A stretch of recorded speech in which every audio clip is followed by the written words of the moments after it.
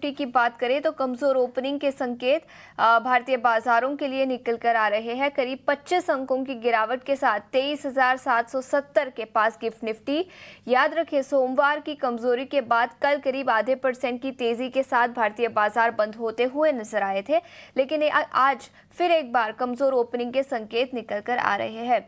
एशियाई बाजारों की बात करें तो यहां पर भी आज सुबह कमजोरी दिखी है।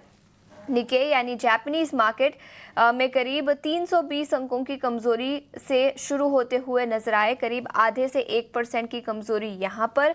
कॉस्पी में थोड़ी सी तेजी है, लेकिन चीन और हांगकांग के बाजारों की बात करें तो यहां पर भी सुस्त ओपनिंग के संकेत आज सुबह निकल कर आ रहे हैं। तो एशियाई बाजारों के संकेत तो कमजोर ही आज सुबह निकले हैं और गिफ्ट निफ्टी से भी कमजोर ओपनिंग के संकेत भारतीय बाजारों के लिए निकल कर आ रहे हैं। वहीं अमेरिकी बाजारों की बात करें तो याद रखें, सोमवार को टेक शेयरों में तेजी थी, जिसके चलते तेजी दिखी, लेकिन कल वो ट्रेंड रिवर्स होता हुआ नजर आया। कई सारे टेक स्टॉक्स दबाव पर बंद होते हुए नजर आए और उसका इम्पैक्ट अमेरिकी बाजारों पर कल दिखा। याद रखें, इन्फ्लेशन का डेटा आया जो काफ़ी कमजोर था, जिसके चलते दो रेट कट की जो उम्मीदें लगाई जा रही है 2025 में, उस पर भी शंकाएं हैं, जिसके चलते अमेरिकी बाजार कल गिरावट के साथ बंद हुए। डाउ जोन्स करीब 0.4% की गिरावट यहां पर दिखी। नैस्डैक 2% की तेजी के साथ बंद हुआ। जैसा मैंने बताया, टेक शेयरों में भारी गिरावट दिखी, जिसके चलते टेक हैवी नैस्डैक में 2% की गिरावट रही और S&P 500 भी 1% से ज्यादा की गिरावट के साथ कल बंद हुआ।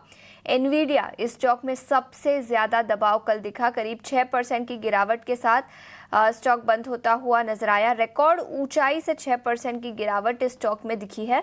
याद रखें, कंपनी के CEO ने कुछ नए प्रोडक्ट्स लॉन्च किए, लेकिन एनालिस्ट का मानना है कि ये नए प्रोडक्ट लॉन्चेस ऑलरेडी प्राइस्ड इन है स्टॉक में, और इसी के चलते एनवीडिया के स्टॉक में भारी गिरावट और इसके चलते नैस्डैक और अमेरिकी बाजारों में भी गिरावट दिखी।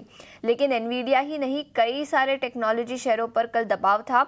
एप्पल 1% की गिरावट, मेटा 2% गिरकर बंद हुआ। वही टेस्ला की बात करें ऑटो सेक्टर से, वहां पर भी 4% की गिरावट थी।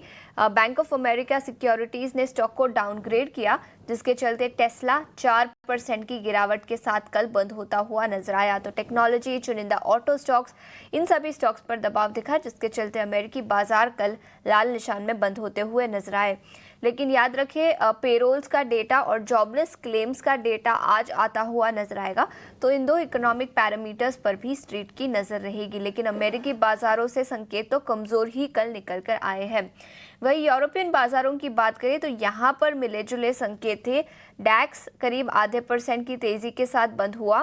कैक में भी करीब आधे % से ज्यादा की तेजी दिखी। वही फुट्सी की बात करें तो ये लाल निशान में बंद होता हुआ नजर आया। तो ऑल इन ऑल मिले जुले संकेत यूरोपियन बाजारों से निकल कर आए। डैक्स और कैक आधे % से ज्यादा की तेजी, लेकिन फुट्सी में थोड़ी सी कमजोरी दिखी। वही कमोडिटी मार्केट की बात करें तो कच्चे तेल में उबाल दिखा है। कल फिर एक बार $77 पर बैरल के पार निकलता हुआ नजर आया। याद रखें, पहले चिंताएं थी कि डिमांड कमज़ोर रहेगी और सप्लाई बढ़ेगा, तो ड्यूअल इम्पैक्ट दिखाई दे सकता था, लेकिन पिछले कुछ दिनों में अच्छी खासी तेज़ी कच्चे तेल में दिखी है। इसी के साथ सोने और चांदी की बात करें तो यहाँ पर हल्की मजबूती दिखी है। कॉमेक्स पर सोना $2,665 के आसपास ट्रेड करता हुआ। तो ये था कमोडिटी मार्केट और ग्लोबल बाजारों का एक्शन।